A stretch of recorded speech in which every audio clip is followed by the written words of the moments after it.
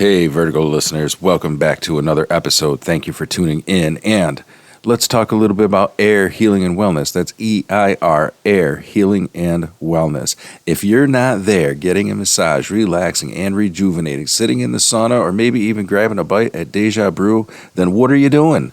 Let's go. 5752 U.S. Route 11, Pulaski, New York. That's air, EIR, healing, and wellness. You need to get there. Now on to the episode.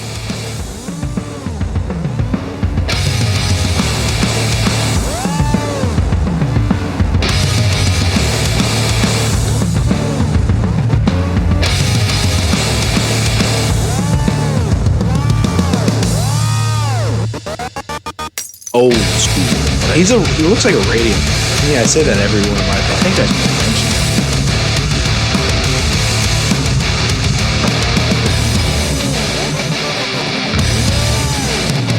Like when I got the headset on, I'm in the zone.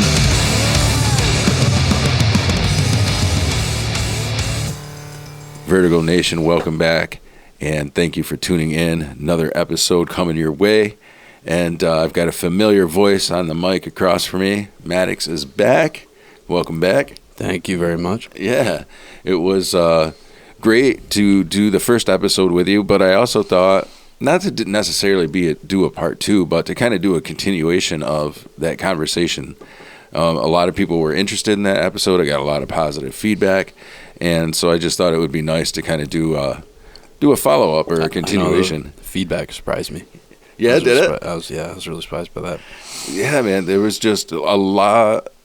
Actually, I got to say, overall, this has been such a neat experience because overall, you're always going to get people who have got something negative to say. That's just unfortunate. But overall, we don't give a fuck about you. Yeah, right. Overall, the experience has just been so positive, and so many people have had so many good things to say about it. And so, yeah, that is so cool.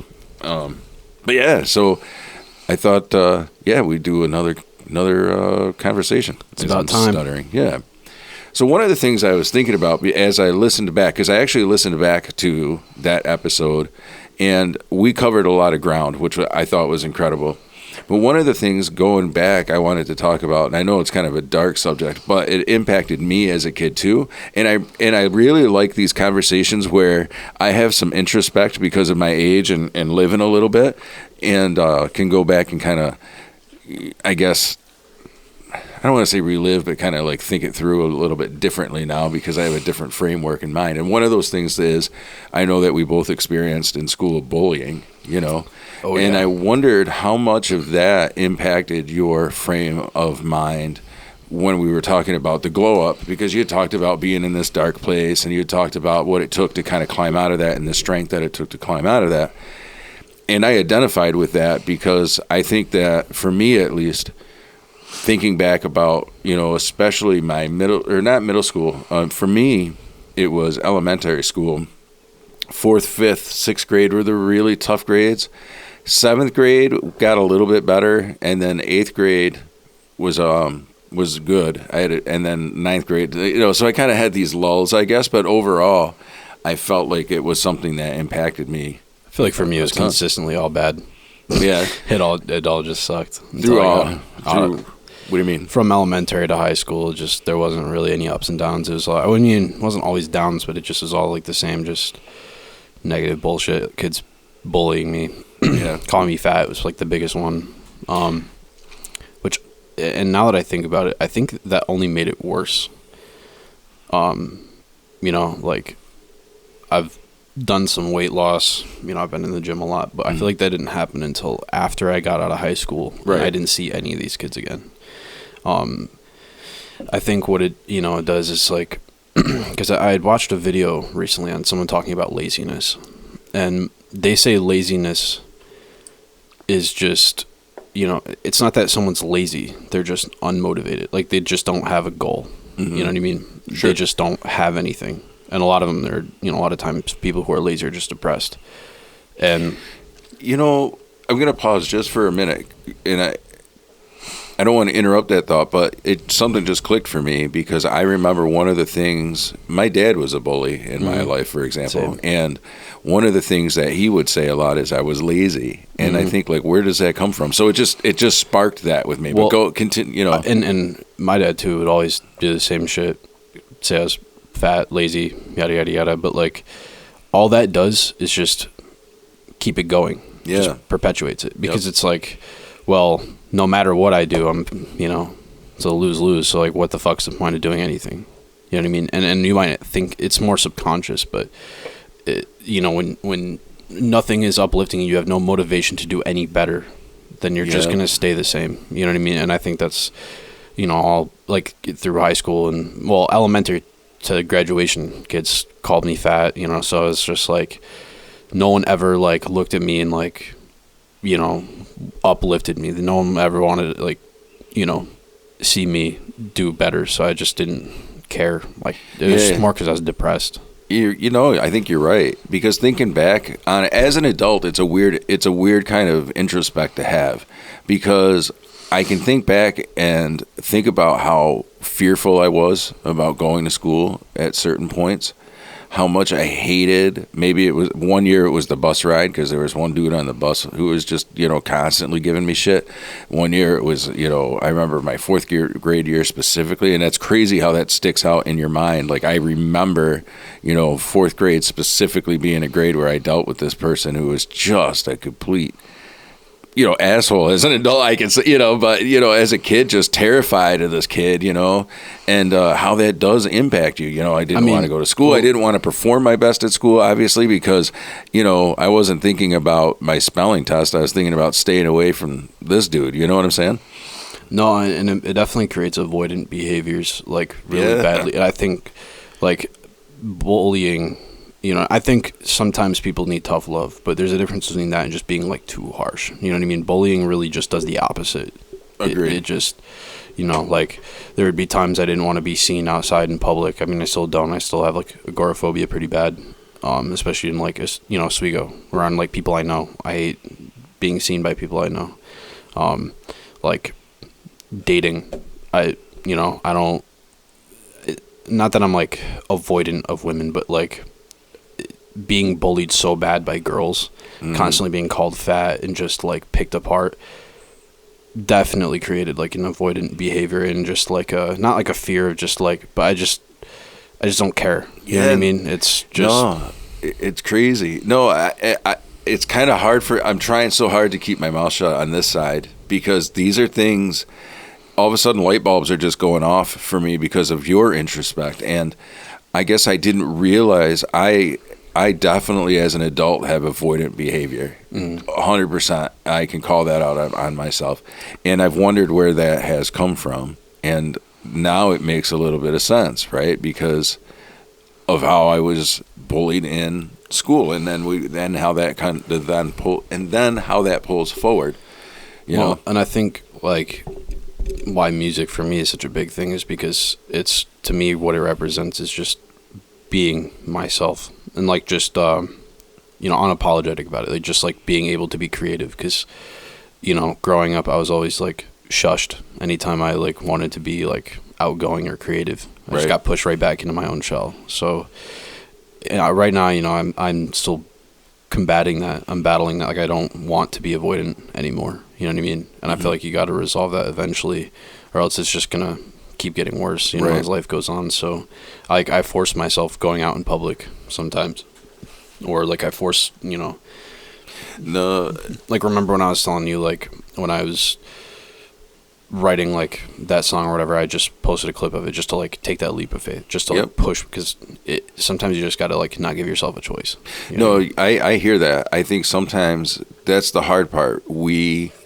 By being avoidant, we don't go for it. Mm-hmm. And so in order to really break that cycle, you have to go for it. You have to push yourself to go for it. And I definitely feel that because, any hobby, I mean, I can use, obviously, podcasting as an example, but even music, back when I was playing music, like, I had to really convince myself hard to, like, put it out, let people hear it, Well, and even, like, when I started going to the gym, for years I would tell myself, I'm going to go to the gym, I'm going to exercise, I'll go tomorrow. I'll go tomorrow. I'll go next week. Tomorrow never came. It was just kind of until I just stopped hesitating and just didn't give myself a choice. They say psychologically, like when you're, like your fight or flight system, like when you're put in a corner and you don't have a choice, you perform at a much higher rate. Like, you know what I mean by that? Yeah. Like, yeah, but whether your stress goes up, when cortisol, you stop hesitating, hormones. Yep. you excel. So it's just, I try to, I mean, there's still days it's like I still struggle with that. Like yesterday, I was like I was like mastering and mixing and practicing that shit. And I just wanted to throw up listening to this. I'm like, this just sucks. And then self-critical. And then today I listened to it again. I'm like, man, this shit's kind of cool. Yeah. It's like, it's just, imposter syndrome and stuff. So. Well, right, which I don't know if you listened to the episode that Mom and I had just done. She was telling me you guys were talking about that, yeah. But we talked a lot about imposter syndrome, and honestly, that came up because you had brought it up in your episode, and I wasn't 100% sure how to explain back what it was. I had an idea. I had a very, very, very basic understanding of what it was, and so I ended up going down the rabbit hole and looking it up and realized realized what it was, and realized also how it impacted me.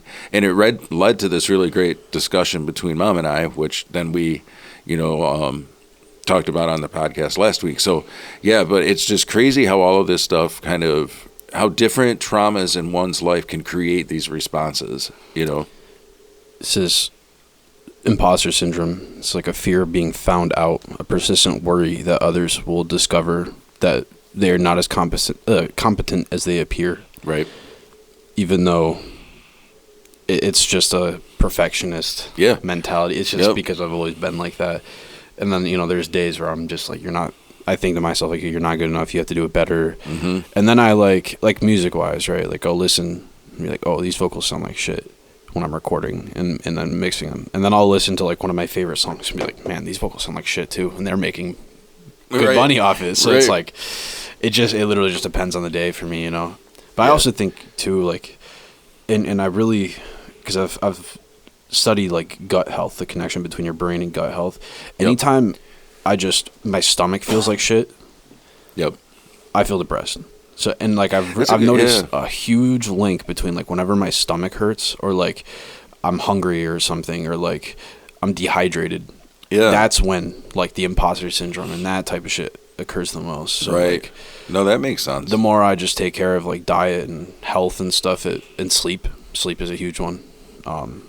Like I've been losing a lot of sleep recently, so I've been a little not depressed, but just like dealing with that stuff. You feel like out of step. Mm-hmm. But you think, but going back kind of to the beginning of the conversation, so you think that being bullied in school had led to a lot of those like imposter syndrome and 100%. Perfectionism, and because I identify with those, and so it makes me wonder to myself, like, geez, I guess because I think there was a point for me where I had kind of gotten out of that whole thing. By the time I hit high school, things had changed for me dramatically, where I wasn't being bullied, and at that point I was on the wrestling team, and so things had changed. So I guess for me it was that psychology of like, well, it's not happening anymore, but not realizing that there were definite effects that had taken hold because of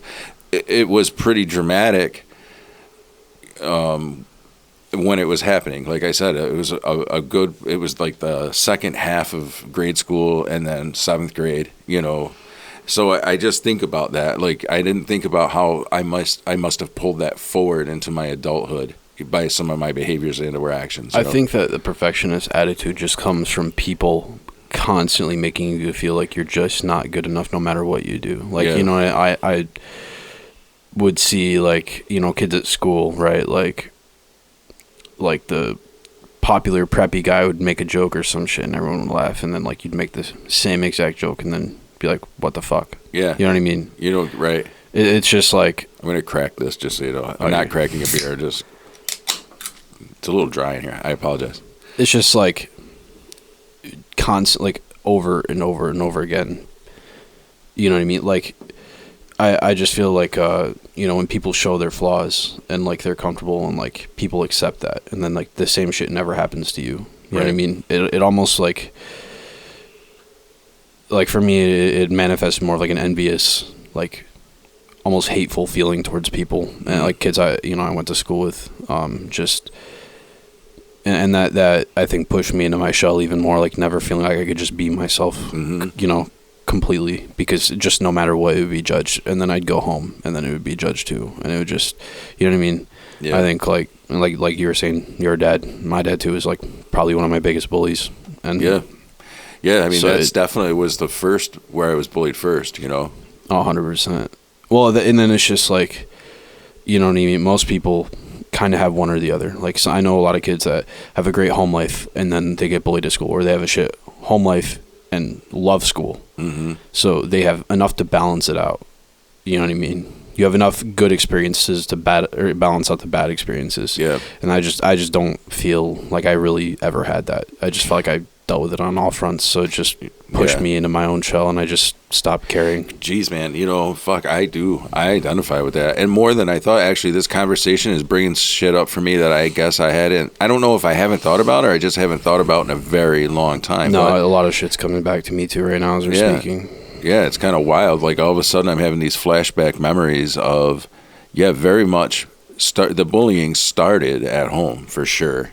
So when I hear you, when you're saying you got it from both sides, there was no retreat. There was no safe haven from any of it, And that that's like, diamonds are formed under heat, pressure, and whatnot of millions of years. I mean, it's so obviously pressure and stress creates change, and so why wouldn't the personality then change under that same kind of pressure? And especially there's no reprieve, there's no let up. Like you said, most people who are abused or bullied at home, they have a reprieve at school. And then if it's school, they have a reprieve at home. But when it's both, you're shit out of luck. Yeah, no, and I know a lot of kids who dealt with that too, who had shit home and school life too, just like myself. And they became, like me, just very goal-driven and just spiteful almost. Mm-hmm. Not spiteful in like a vengeful way, but just like they're just very motivated people. Like you know what I mean? Very just indomitable people. They want what they want and they don't take less. And that's just the philosophy I carry through life. Like I feel like when you come from nothing, it's so much easier to just throw everything away and just take that leap of faith and shit. You know what I mean? Like, because I was talking to Carter last night about, like, kids that, quote-unquote, peaked in high school. Mm-hmm. Look at them now. They're still chasing that high of, like, being the popular kid at school. And it's almost sad. So it's like... And I think culturally we recognize that, too, because I think of so many, especially for my generation, sitcoms that were on television and or movies, Friday Night Lights and, sport movies like that, especially movies that are about either high school or college sports. I feel like there's always that joke about the one father or father figure or coach who's trying to catch their former glory. So we recognize that as a thing, but we don't really talk about it. At least I haven't heard it talked about much outside of... I just feel like, I look at kids, even kids I went to high school with, like, now they're all happy. Oh, wait. Hey, real quick, Shawnee's calling. Should we fuck with him? Yeah. Hey, what's going on? What are you doing? Well, you're live on Vertigo right now with Maddox and I. Oh, what the fuck is up, Vertigo? I think about it being a podcast. Yeah, there we go. I just turned the volume. You live. All right, well, I'll let you go. I just had a quick question, but you're good. Oh, do you want to ask it now, or is that now not a good time? No, it's not a bad time. It's just about the outside playhouse. Okay. So, yeah, I'll call you. I'll call Amanda. All right, sounds good. Talk to you soon. Bye. All right, sorry for that interruption. I've noticed, and, like, obviously it's not a general, like, fucking thing, but, like, from my own observations, I've noticed that kids that peaked in high school, they're living very comfortably. They still have a lot of friends. They still, like, you know what I mean? Relationships come easy for them in all forms, like friendships, whatever. But they're just comfortable. They're not exceeding anywhere in life. And that's why I'm almost glad, because growing up in high school, I used to be so fucking like spiteful and hateful. Like, oh, I wish like I was liked, or not even popular. I would get so annoyed seeing kids that are just so easily liked. You know what I mean? And just got along with everybody. And I never had that. But at the same exact time, like now, I don't wish it away, because like they're not exactly exceeding in anything, and they're just so like, I feel like what it is they won't ever come out and say it, but I think it's a fear of being judged. You know what I mean? Any kids that I know that are doing something extracurricular, like music, or like, you know, anything that's just out there, out of the box, they are kind of just like us, who got bullied, and like, you know what I mean? I never see any of those like peaked in high school kids doing any of that. And I really do think it's because of judgment, or fear of judgment, or they also just don't feel any incentive to do anything else when everything has always worked out for them. Right. You know what I mean? I think when it comes to that type of thing, it's a means to an end. It's like there's no incentive to do anything more. And that's like, you know what I mean? Because it's like music. That's always what it's been about for me. It's just like it's a need now. It's not like a dream. It's a need. So I just don't see that happening to people that just kind of grew up very comfortably anymore. Or I mean at all. Like, I don't know. It's just my own observation. Yeah. It's not like a general thing, but I hear what you're saying. And I think that that's true. I think especially from an arts perspective, I think that a lot of people who are involved in any type, whether it's music, whether it's writing, you know, whether it's dance, whatever, people who are involved in the arts, theater, whatever, because I was that kid in school too, who was, you know, I would play in like the pit orchestra and such, because I was a band kid. And I would be playing the pit orchestra for the musicals and things like that. And so, yeah, I think you're right that there's something about music and the arts in general where there's a lot of people who identified over being the misfits or some kind of pain, you know. And so I kind of agree with that. And I think that, I think everybody's experience is a little bit different. I mean, it's always been like kind of common knowledge, but they've also done studies on like the metal community in particular. And so many of them grew up with trauma and like bullying. So many people of them in that community were bullied. And I think that's why like metal music is so welcoming and loving out of like any music genre. Like, you know, it is crazy like in that sense. Rap fans are kind of at each other's throats over like flows and shit, or like the metal community is so welcoming of everybody and everything. I mean, there's always those douchebags that gatekeep everything, like, ooh, it's not real metal, but like, fuck them, no one cares. But like for the most part, they're so loving and welcoming. No, I've experienced that too with the shows that we've gone to. And I too grew up, you know, a metal kid and loved metal and punk rock. And so, yes, I think the community around that music is definitely different. You know, hip hop is definitely more competitive. You know, that's where all these rap battles come from and whatnot. Metal for sure. Like, even when we went to that show up in Syracuse, you know, here are these guys that are just, you know, playing breakneck speeds, you know, down-tuned, like, just, it's like Black Sabbath, like, turned up to, like, fucking 1,000, man. Like, angry, you know what I mean? And it's like, and these guys are just up there. And then they come down and they, you know, guys from the band are actually coming down into the crowd and hanging out with the people and taking, I mean, so that's a really cool But it's just vibe like that you get from that community. It's just angry music, and it's in its expression. Like everyone in that room can come together and just let it out without really saying anything. You know what I mean? It's just, you know, it's just letting that frustration out. It's an expression of that grief in a way. Like, you know, that's what most metal music is. It's just like a lot of it's about bullying or like trauma related shit or just something of that nature. And that's how you found your kind of place in that community. Mm-hmm. Yeah, for sure. Yeah, that makes a lot of sense, you know.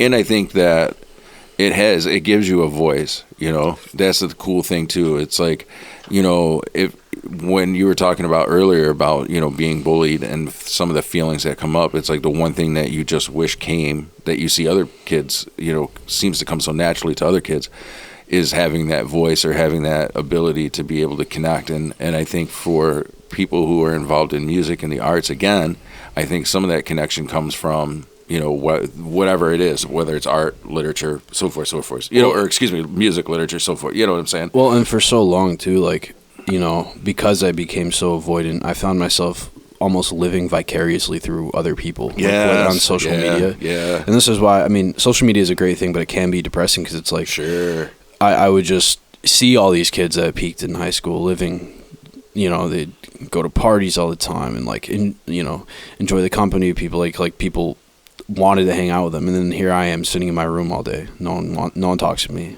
Like, Right. I'm fucking Do you think a that ghost. No one, like, I kind of felt like everyone forgot about me after high school. Yeah.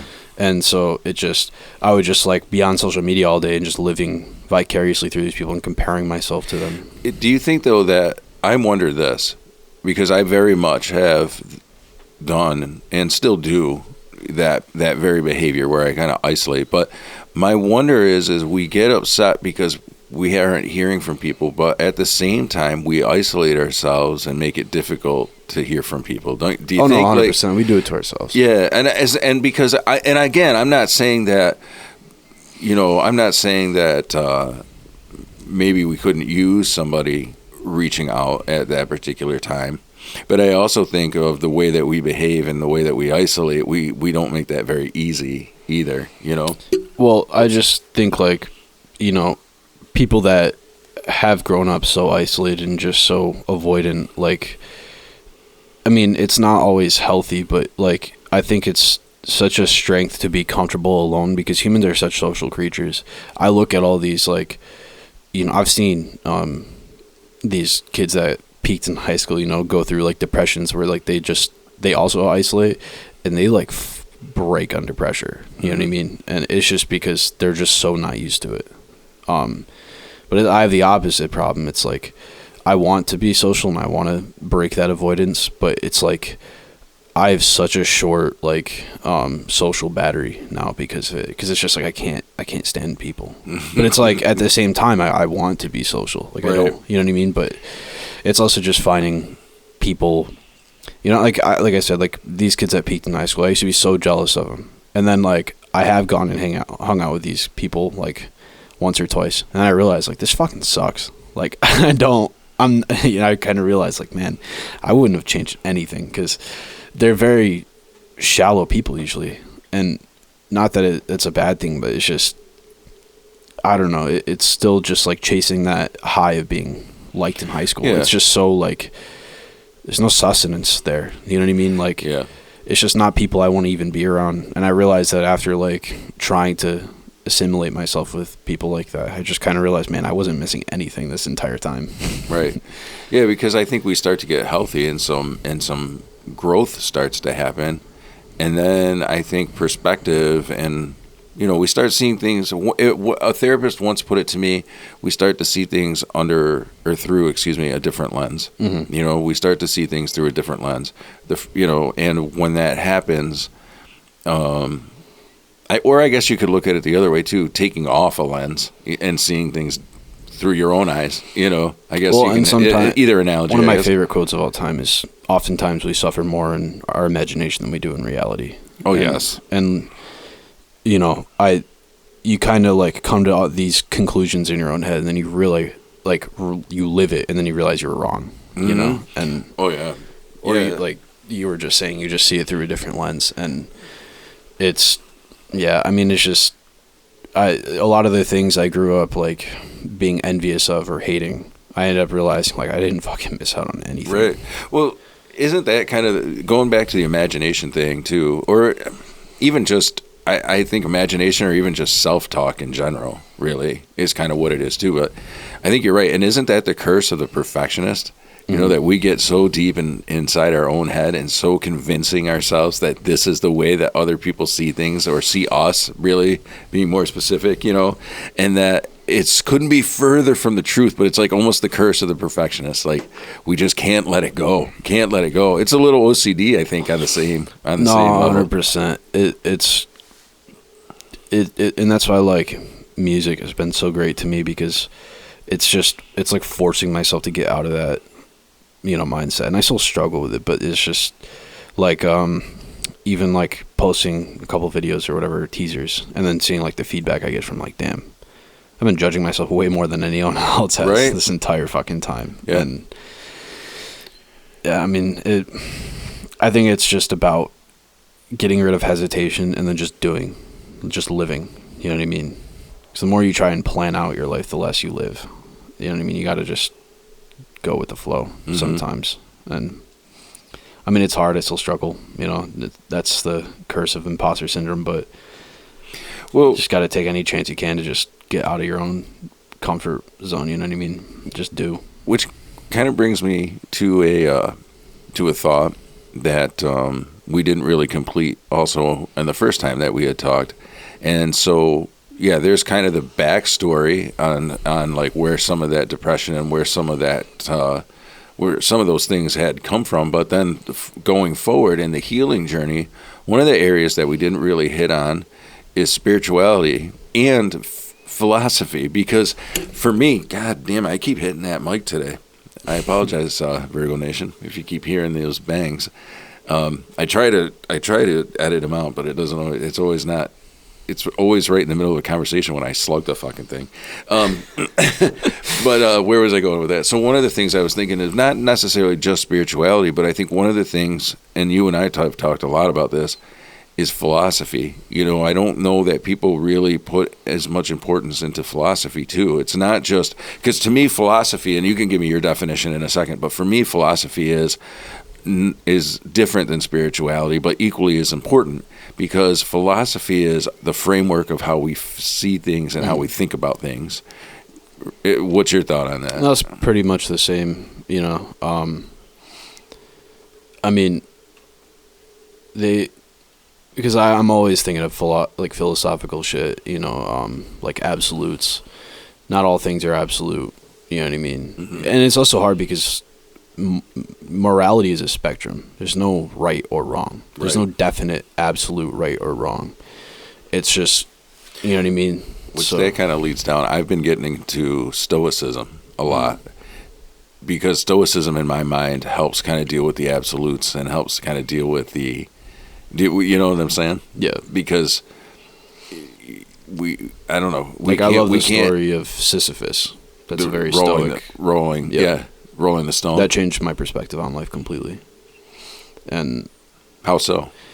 It's just, you know, like the one guaranteed absolute we have in life is that we're going to die someday.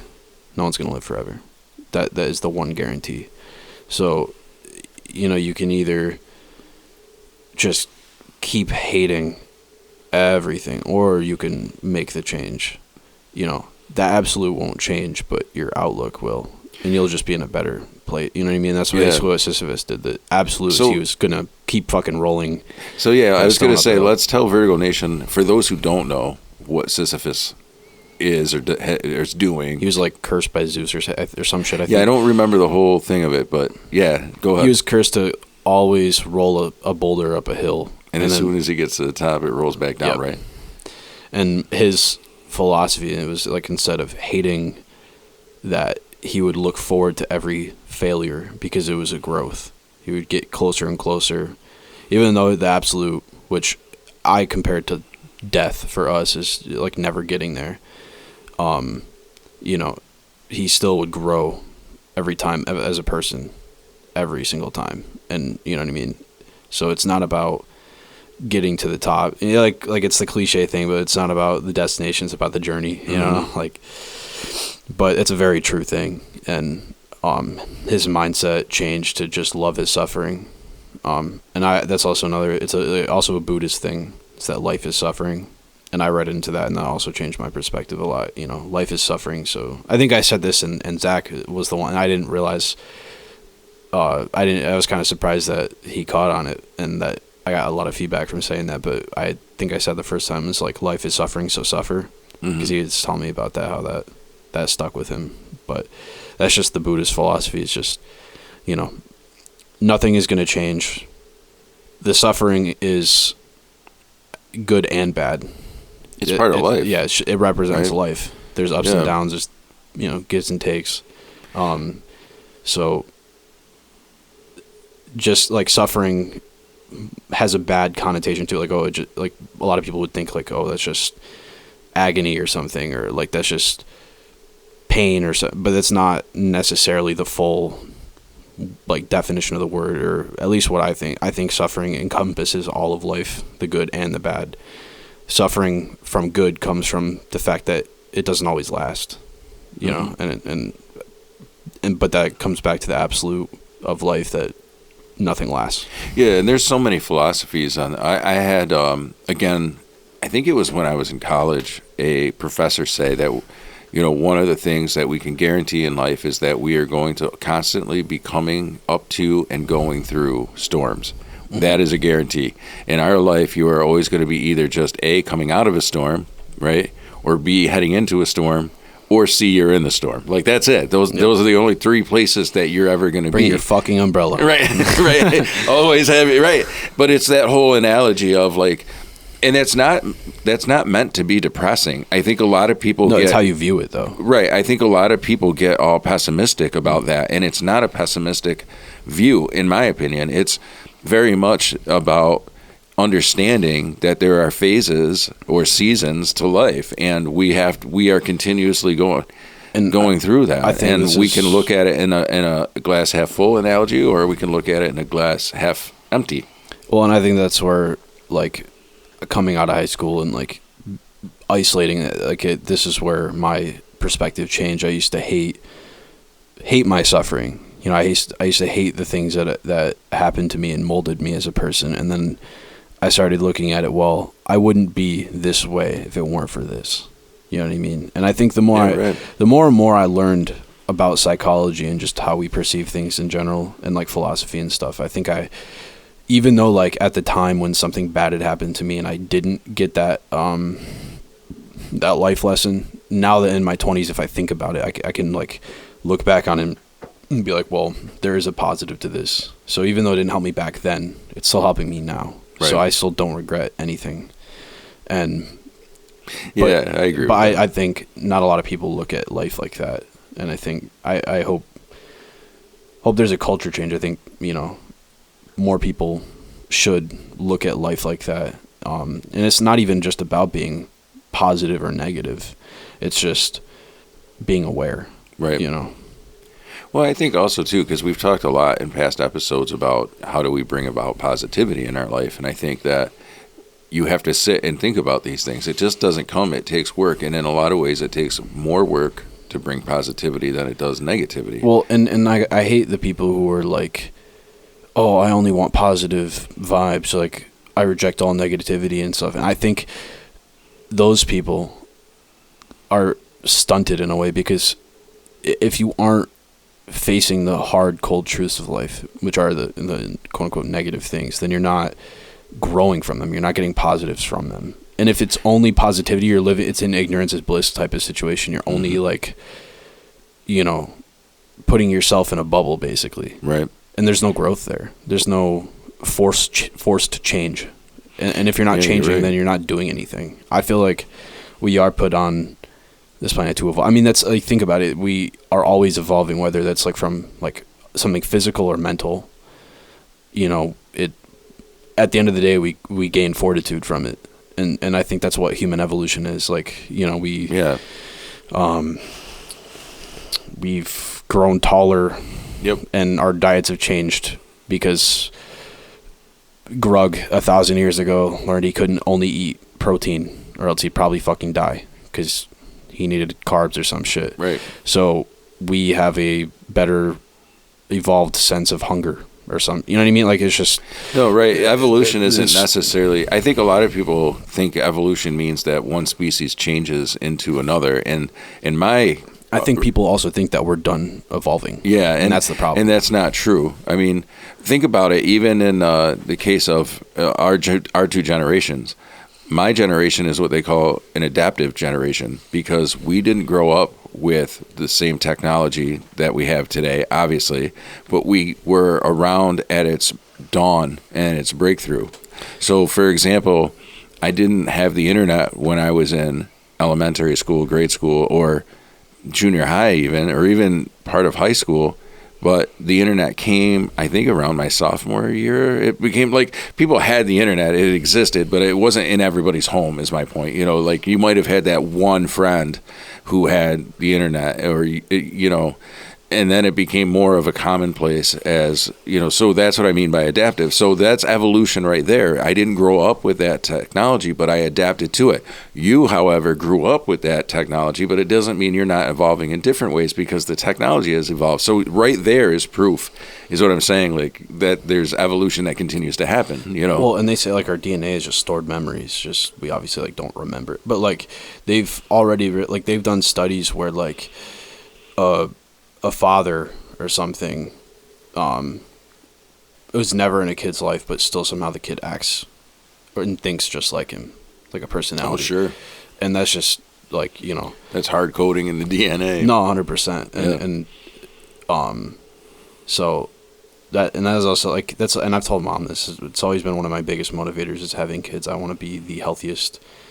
No one's perfect, but I want to have like the father figure that I didn't have, and like have that.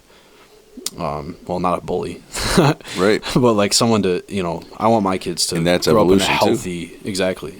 Well, and it's either people, you know, have the same shitty output as their parents did and perpetuate the cycle, or they break out of it. That's right. And then their kids are healthy, and that's just the way I look at it. That's always been one of my biggest motivators. You know, watching you, Mom, and Dad, you know, struggle growing up. I don't want that for my kids. I don't want that for myself. So no, it was either I changed point. Or I just, you know, completed the cycle. So right. But I think that comes from realization. I think, you know, and this is why I kind of love that I'm more isolated and more like contempt from people, because I get to think about these things. Because, you know, and I'm always changing. I feel like everyone should always be changing. You know, I'm not even the same person I was last week. Right. But I'm glad for that, because, you know, I get to think about things like this and be like, oh, maybe from now on I should start doing something this way instead, or maybe even try it, or, you know what I mean? It's just like never being comfortable. I don't ever want to be comfortable. As dumb as that sounds, I know that's some people's goal in life. I don't ever want to be comfortable. No, I think you're right. I think that financially, I want to be comfortable. Well, right. Yeah. I think it's a good point. What I hear you saying is that you don't want to be comfortable necessarily or sedentary in the mind. I mean, you want to be able to continue to challenge and grow and hopefully become a better version of yourself. You know, even recently, like just getting the new job, I have such a different outlook on like financial stuff now that I just struggled and scraped by for the last couple of months. Right. Now that I like have this new job and I am more financially comfortable, like I don't take it for granted. But it was because I forced myself. Like, you know, everyone told me, oh, you leave security, that's so dumb, whatever. But like, I knew at the time I was forcing myself into an uncomfortable state, because it was either going to, you know, completely fucking screw me over, or it was going to force me to adapt. And I adapted. So I don't think it was a loss at all. No, I think that we learn. It's all how you look at it. Every situation is the opportunity to learn. You know, I knew that throwing away that job, not throwing it away, but like quitting it and going and working like a fast food job, I knew that it was either going to be a sink or swim, and I refused to sink. So, but I also just think that, you know, that's just my determination. I knew it was going to force change, and I welcomed that. I didn't fight it. Yeah. So. But that's why, like, I'm glad that I did that. It's actually one of my proudest decisions, because now that I am in a better place financially, A, I don't take it for granted. B, I know how to like future-proof myself way better now. Right. And so I don't regret it. But that was just because I forced myself to change, because I realized, like, yeah, I could stay at this job, make decent money, and be comfortable for probably the rest of my life, or I could take the chance, fall on my ass, and worst case scenario, I'll have to go back and be comfortable again, or I could do better. Right. Or I could do worse for a little bit and then become better. And that's basically what happened. So again, it's all about how we tackle it, and that's where I think philosophy comes into play. It is how that all ties back, in my opinion, because again, we can have a view of the glass being half empty and then complain. And, we've all met those people who complain, nothing is good, their job sucks, their, relationship sucks, their whatever, their car sucks, and it's like, or you can meet people who, yeah, sure, they've been down on their luck, but they approach things with a much more positive attitude. Well, I think this comes back like full circle to the beginning of the conversation, like people being lazy. It's not, like a lot of them are like a glass half empty type of people. Like they're like, oh well, life fucking sucks, so there's no point in doing anything. And then there are people who be like, well, they have goals, so they're more motivated, so they understand like, well, it might suck right now, but if I just continue, even if it's a baby step every day to go towards this goal, it will get better. Right. So, and that's exactly it. So for those people who struggle and are caught in that cycle of everything sucks, start setting goals for yourself, and then all of a sudden you begin to realize that. I used to tell people this, actually. Back when I was a drug and alcohol counselor, it's always a struggle for those first couple of times that you meet with your counselor and whatnot, and it's like, how the hell do I get sober? I've only known one type of lifestyle, right? And I used to tell people, well, we're going to start by setting goals. You're going to have goals for yourself, and then we're going to start working and achieving those goals, and we're going to start pouring the energy that you used to use to continue to use. We're going to take that energy and we're going to pour it into these goals and how we achieve those goals. And I said, and the first goal is, and people would be all ready because they think like your first goal is going to be to, go get your GED, or, these monstrous goals that people have for themselves, which are healthy, but they're not there yet. And I would say, no, you're going to get up tomorrow and you're going to sweep the floor. And they'd look at me dumbfounded. And I'd say, no, I want you to get up tomorrow and I want you to sweep the floor. That's all I want you to do. I want you to sweep the floor. And then they're like, well, what do I do after that? I'm like, we'll talk about it next week. And they'd look at me like I was just like out of my mind. Well, they would come back and I'd say, so how did your first week go? Or even a few days, because some people I saw, multiple times during a week. And they'd be like, well, and for those who actually bought into my crazy, they'd say, well, I got up and I swept the floor. How'd that go? Well, I swept the floor, and then I thought, I haven't cleaned my bathroom in a while, so I ended up cleaning the bathroom. And it was like, and then it turned out to be like this most productive day. I'm like, and that's the power of setting goals. Well, and also right? too, when you're giving them like something physical to do, like their body's moving, right? They're sweeping. Keeps the mind moving. Exactly. So that now they have more to think about than just, Right.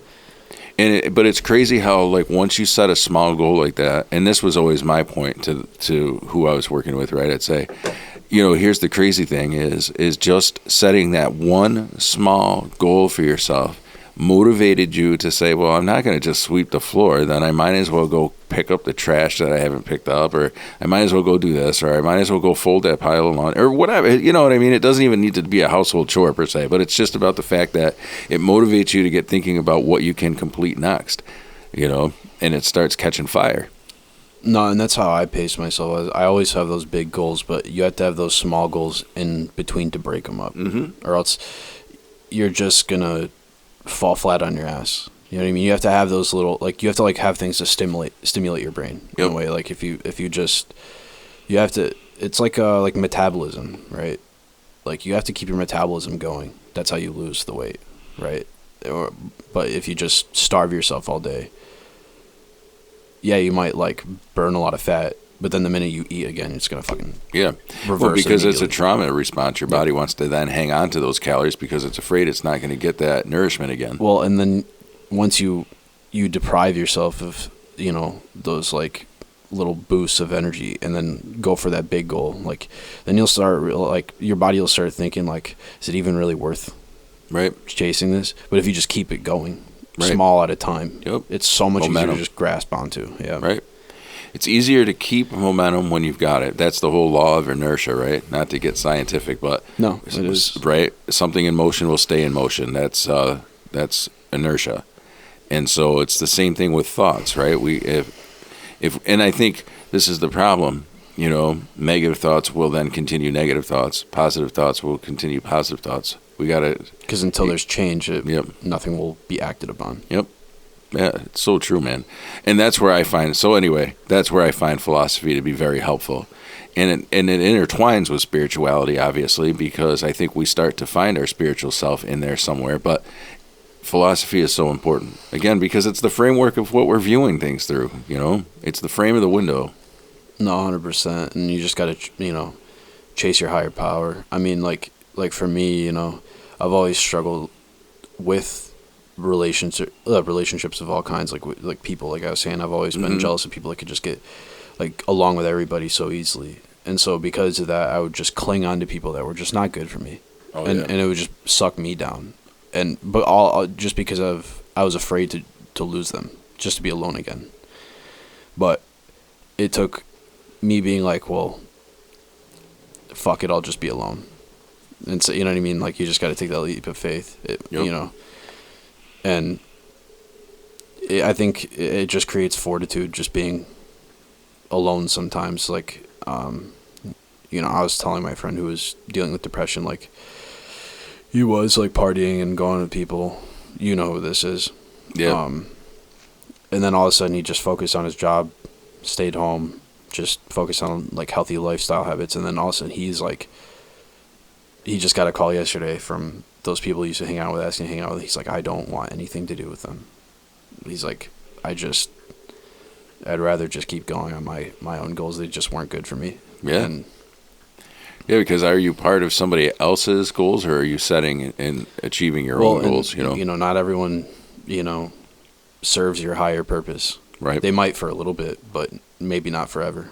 And so that's the thing. Right. You just got to learn, like, it's not even about, like, you don't have to be an egotistical asshole and be like, oh, you're not good enough for me. It's more just like, we just don't align as people anymore, and there's nothing, like, it doesn't have to be a spectacle or anything, you know what I mean? Like, I've had plenty of friends who just went on completely different paths. We're still cordial, we're still, like, great, we can talk, but it's just, we're not, like, we just don't align as people, and that's, like, I feel like a lot of, especially in my generation, it's just more toxic. It's like, oh, well, you don't like me anymore, well, fuck you, like, you know what I mean? It doesn't even have to be like that. It's just like, no, you're right. No, I think that's one of the things that is so true, is people grow apart, and people, places, and things are a huge. I'm going to sound like a hypocrite, because I used to be like that. I used to be like, well, you don't talk to me anymore, well, fuck you. I used to be very resentful and hateful for that stuff, and my mindset has been changed completely. I just am like, well,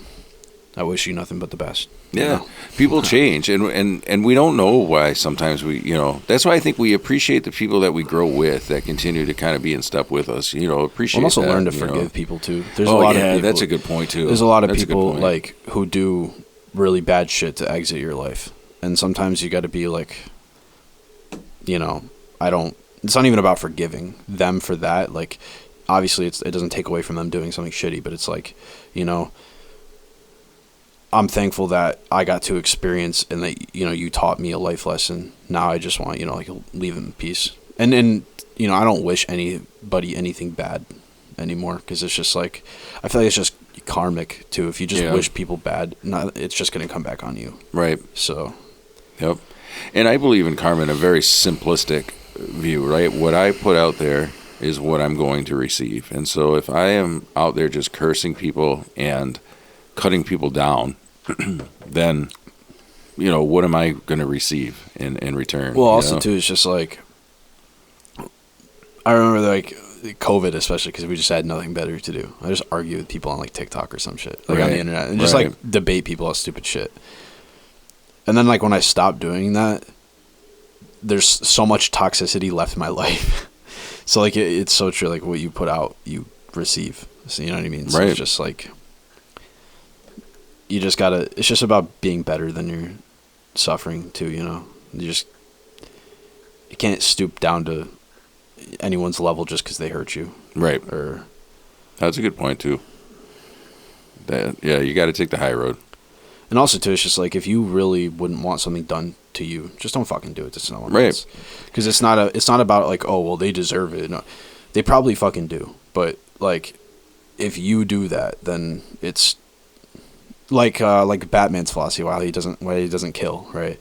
Because if he were to kill a killer, then there's, then he's also a killer. Then the number of killers in the world doesn't change, right? So, I know, it's such a deep philosophy. It's funny how you can get that out of a Batman comic. Well, but I've thought, Batman, it's funny that you bring that up because I've thought about that a lot. Batman especially, I think, I'm a superhero nerd, and I think some are way deeper in psychology than others, but Batman especially, like each of his villains represents a different aspect of the psyche. Yes. And like its effects, and you know what I mean? And that's where I love Batman. It's probably one of my favorite superheroes, just because of the psychological aspect. I mean, you have to like really read into it and shit. And there's some.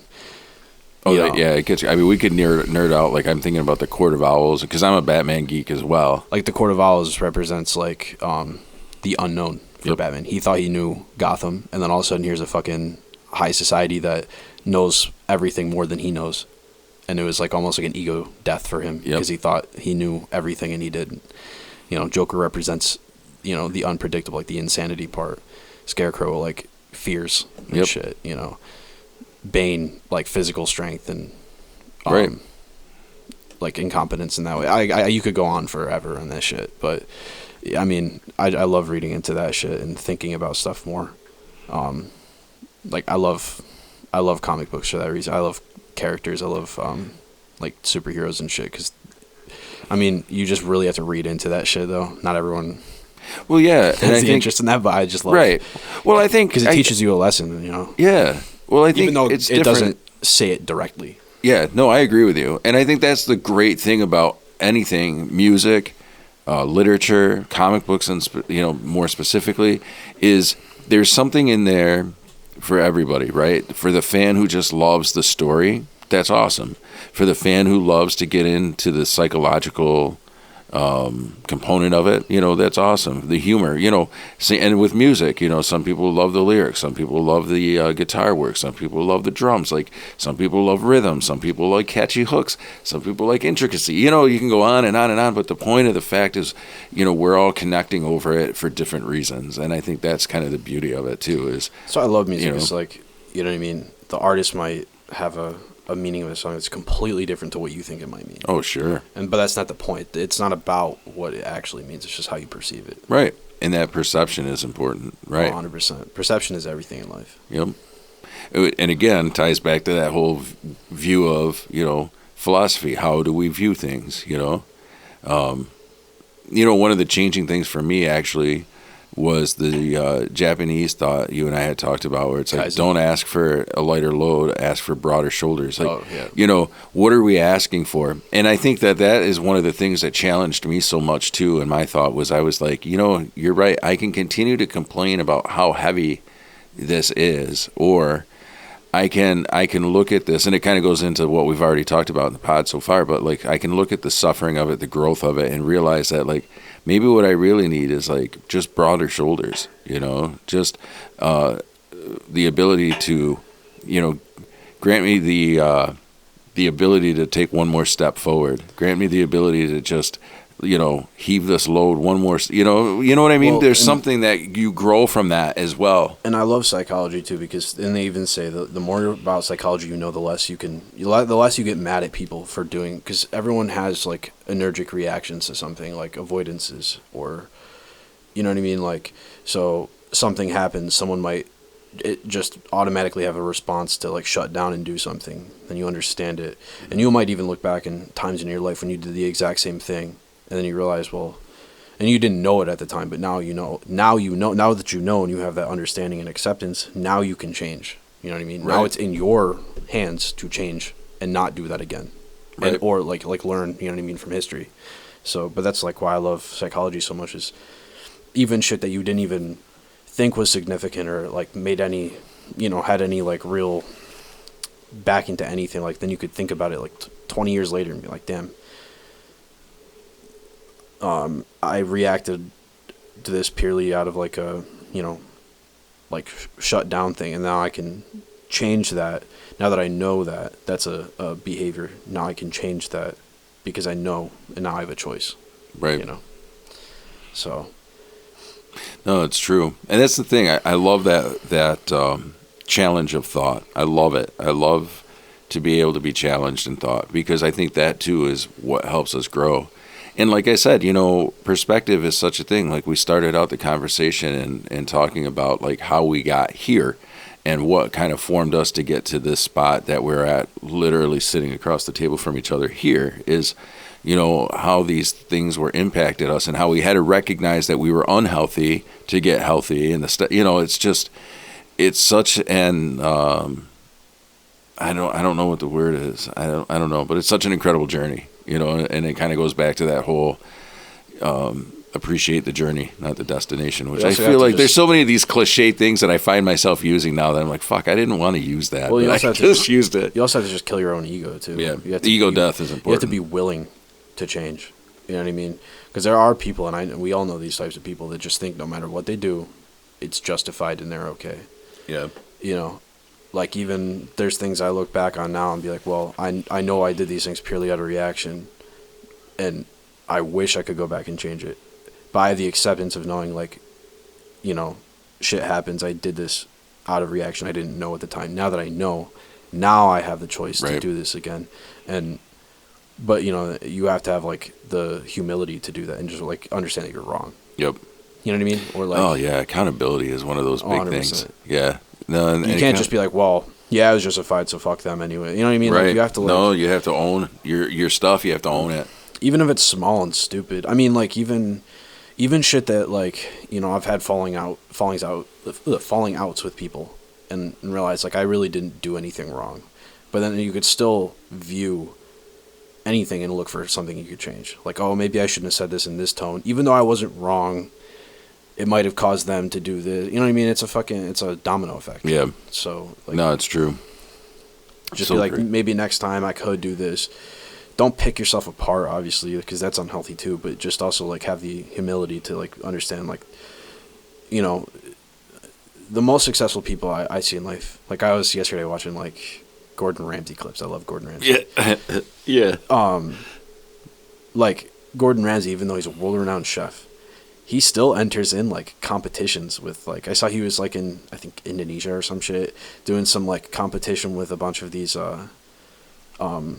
ladies who are local cooks, and he like placed second, but he was like still learning from these women who were like cooking rice in a way he never saw, and like he was still so happy to place second, like he still, being a world-renowned chef, was taking the opportunity to learn and realize that he is still nothing. You know what I mean? Yeah. And just not have that ego. Like that, I love. Like that's why I look up to like people like Gordon Ramsay. Not even because of his chef, but just his attitude on life. Yeah, I understand. Even that. No matter how successful you are, there's always something you can learn, and you just have to have that. It's funny attitude. that you bring that up, because I think that's a perfect explanation of why I love the band The Grateful Dead so much, because Jerry Garcia, at least early on in the band's history, talked very much about like the Grateful Dead were supposed to be a representation of nobody is more important or more significant. Like they didn't set out to form a jam band, I guess is what I'm trying to say. Like they didn't get out with the idea of like, we're just going to play this song for 15 minutes. It was about the idea that you're not more important than me. So if you want to add something to this song that's a flavor of you, then I'm going to accept that. And then if I'm going to do it, you're going to, you know what I mean? There's this acceptance. It's an ebb and flow, right? I accept that you want to play guitar, but I also accept that you accept that I'm going to play my organ, or, you know what I'm saying? Like, and it created jam band music, but it came out of this place of not having ego. And so I've always found that very interesting. It's pretty rare in a band scenario. Yeah, and I found it very interesting. Well, this was the time of the acid tests, and, there was a very different... They were probably having an ego death every other day.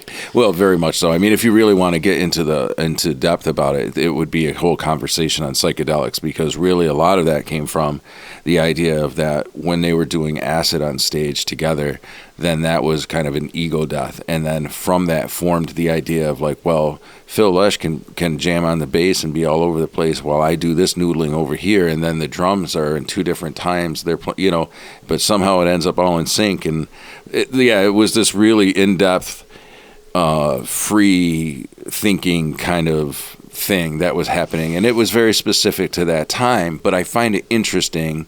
What I took from it, and for me is the whole idea of like, we get so centered on what I want to do, and we forget that, Well, there's importance in learning from other people, I guess. And is it's my funny that you point. bring up psychedelics. I don't want to like make the conversation too deep into that, but I still remember, like, I mean, I had an ego death on shrooms when I was like, fucking 16. I took like 5 grams for my first ever time taking mushrooms, and anyone that knows anything about mushrooms knows that's like an ego death dose. Don't recommend it, but I think also, like, I mean, even at the age I'm at, I mean, your brain still isn't developed till you're like, what, 25? So I'm still developing. Yeah, for men. Like, but I really, and again, I'm not recommending anything, but I definitely think that me taking mushrooms and having an ego death dose like that changed the trajectory of my life completely as well. Because I think it just, I don't know how to explain it to anybody that hasn't had it, but it's just like you feel, I mean, you picked me up that morning, like, I felt like Einstein. Like, I just felt like I knew everything, but I learned nothing. Like, I don't know. It just, I think that really was the catalyst to opening up my mind to, like, so much more, like, philosophy and shit. Because that's all I did during my trip was just think about shit. Well, and I feel like there is very much, we're just battling these mics today. We're going to, like, I don't know, man. I agree with you, and I have never done psychedelics ever. However, I've done a lot of reading and research because it is something I find very interesting. And one of the things that I feel I've learned, or at least read across the board, is anybody who's done psychedelics, and I think done them with the intention of learning or growing especially, has had a positive experience in how they've changed in some way from them. So it, like, reforms, like, neurological pathways. Yeah. And it, like, it literally grows your brain. Like, you grow brain cells and new, like, neurological pathways, like, after taking it. They've done studies, and I mean, obviously it's not studied like crazy amounts, and I hope it does get more studying. I'm not saying everyone should take shrooms, but I definitely think, like, it's almost like a good way to, like, really, like, break up your mind so it can be rebuilt in a way. Like, because I remember at the time I was kind of a little douchebag. I was 16 years old, so, like, I was a little fucker, and I did not, like, have a crazy ego or anything, but I mean I was a teenager, so, like, you definitely did. But I was, you get that super ego as a teen, where you think you're invincible. When I was in high school. Yeah, like, exactly. So there's things that go along with that, but in development. And then like, in the matter of 6 hours, I got torn down and then built right back up. And it was honestly one of the most, like, amazing experiences of my life.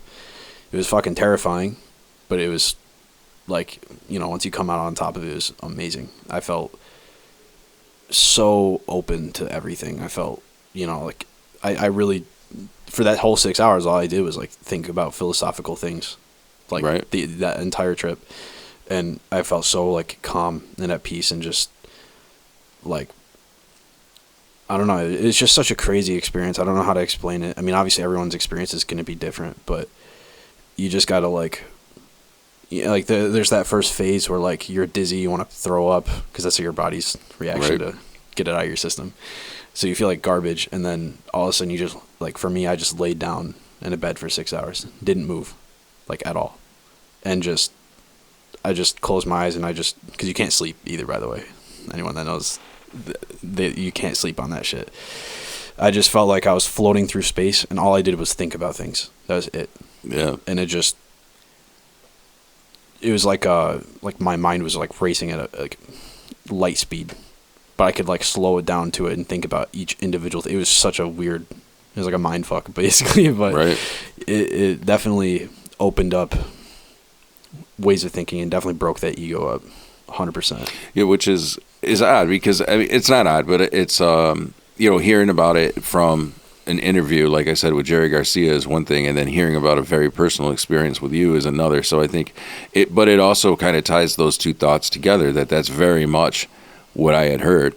Again, not anything that I've ever experienced, and I don't think you have to experience it to be aware, or, like, I'm just saying, I think it's probably an easy way, because you don't have a fucking choice. Well, and this is what we're talking about, is, like, when you perform at your best when your back is to the wall and you don't have a fucking choice. That's how we humans have always adapted, is we adapted to survive. So if you don't have a fucking choice, you will adapt or you will die. that's just how the human body works and how the human mind works. So, and I think that's probably why it came so easily with shrooms, and for most people it does, just because you don't have a fucking choice. It's either you go crazy from a 6-hour trip, or you become a fucking, like, I don't know. I felt like a wizard after some shit. Like, I felt so smart. I felt like I knew everything and I learned nothing at the exact same time. Right. It was like, you know what I mean? So it's either...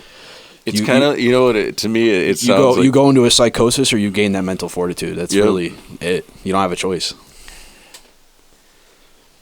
It makes me wonder, I guess, how many of the world's religions were really formed off of people tripping balls, really? I'm pretty sure most of them. We could do a whole nother podcast on that, to be honest with you. I mean, you've heard the burning bush story. What was that? Oh, yeah. Christianity, and they think that was an acacia bush or whatever, or acacia tree. Well... We'll save that for another day. But there's this whole thought in that there's this whole philosophy, and this is pretty wild. And I'm not saying I don't know enough about it. I'd have to research, I guess. So I just want to leave it on that. I'm going to put the thought out there because I started it, but I also want the Vertigo Nation to understand that this isn't anything that I necessarily believe. It's just something that I heard and I found it of interest, and that was that. Christianity specifically, but a lot of the world's religions were formed off of the people using psychedelics and then authoring those, trips, Well, and also too, I mean, I believe about what happened. In spirituality. I believe in energy exchange. I think like mushrooms, especially, they're they grow out of dead bodies. You know what I mean? Like, remember how we were saying like DNA is like their memories passing. Like I think, I mean, even non-psychedelic mushrooms, they have proven that just even like regular, like even shiitake mushrooms, like they also help form neural pathways and like you grow brain cells from them and shit. Like, I don't think it's a coincidence. I definitely think it's an energy exchange thing. And well, especially because mushrooms are coming, they're a fungus, so their sole purpose in this whole life journey is to help decompose and break down dead things. Well, I also think ancient humans and stuff, it was more prevalent in their diet as well. Yeah. And I think that... Well, sure, they were foraging.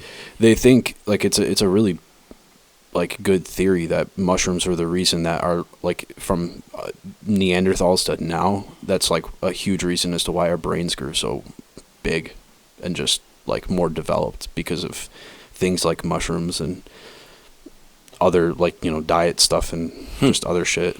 It is. So before we go down too many more rabbit holes, this episode's been a little bit of a roller coaster. No. This has been a great episode. I have loved it. I have loved the ride. I have loved all this stuff. But what's happening now for me is I'm like, well, there's a topic that we could go on, and and so yeah, I'm loving that.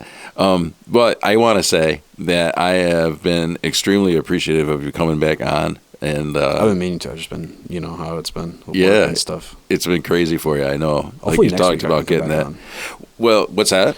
I think I'll finally have Sundays off, so like I'll finally be able to like come on way more. Yeah. Well, and we got to get now that we have the table set up, I think we really do have to work on getting you, Sean, and Zach all here at the same time and really just that'll be fun. Having it out, yeah.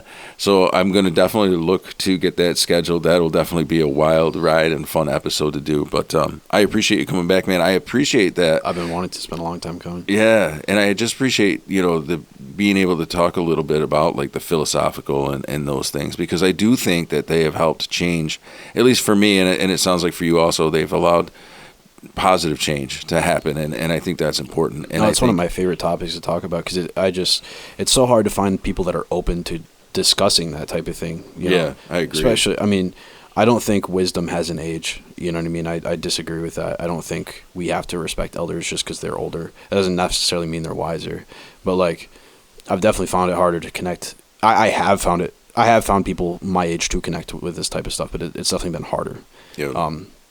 Just, I think, so I'm thankful to talk about this stuff because I love talking about this shit. Yeah. I always think about it. And yeah, it's just hard to find people to connect with this type of thing about. Yeah, I agree. And so with that, Vertigo Nation, I appreciate you tuning in to another episode. and hope you've enjoyed listening in on our conversation.